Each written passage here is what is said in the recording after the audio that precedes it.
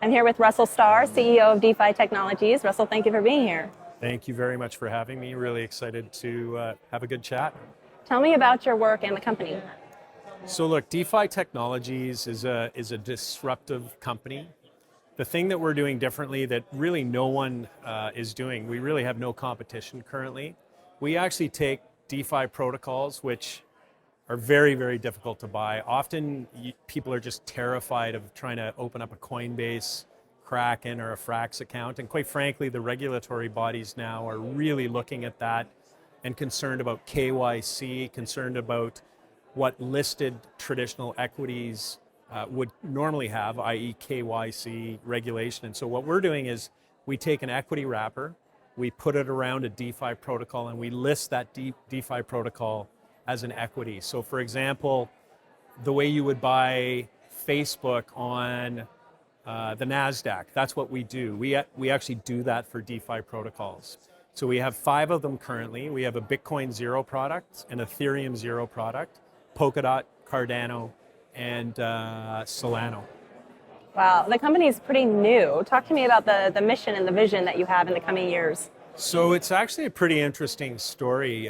One of our co-founders created a company called Hive Blockchain, which is now world famous. It's the largest Ethereum miner in the world. He's Canadian, and Canada is famous for mining. That's kind of one of the things that we're well known for. And he saw the revenues spiking at Hive, and he figured out that they were spiking because of DeFi protocols. And so with the same logic, we launched DeFi Technologies. And so now, similar to what he did with Hive, we have created this disruptive company, something that's going to basically be favorably viewed by regulators, which is obviously a big, big deal now with the SEC and what's going on. And so the vision is legitimately to offer to the 99% of the world who hasn't benefited from this massive uptick in market valuation, to do that in a traditional equity format and just give people the opportunity to buy it on a regulated exchange. So interesting. So as a recently appointed CEO, what are your leadership philosophies that inform a lot of the decisions that you're making for the company?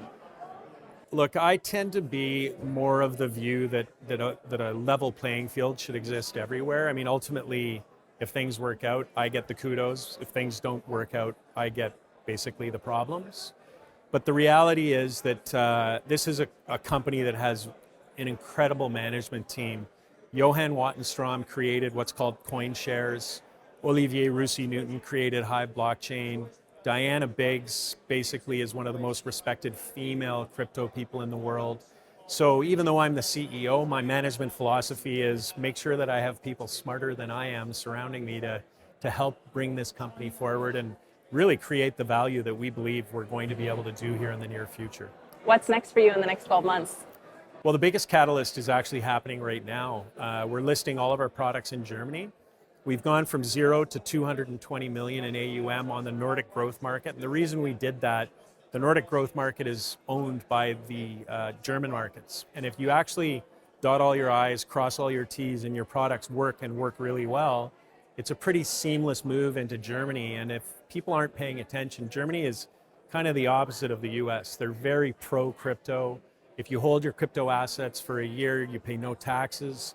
They're letting institutional funds put up to 20% of their capital into these products. But being an ex-institutional salesperson and covering institutions for most of my life, I know all of those flows are going to go into ETFs, ETNs, basically exchange-traded products, and we're perfectly situated for that. So basically, once we list these in Germany, which literally is right now, October 1st, we anticipate that our AUM is going to go through the roof, and with that, our market cap. Exciting future ahead. Russell, thank you for being here. Thank you very much for having me.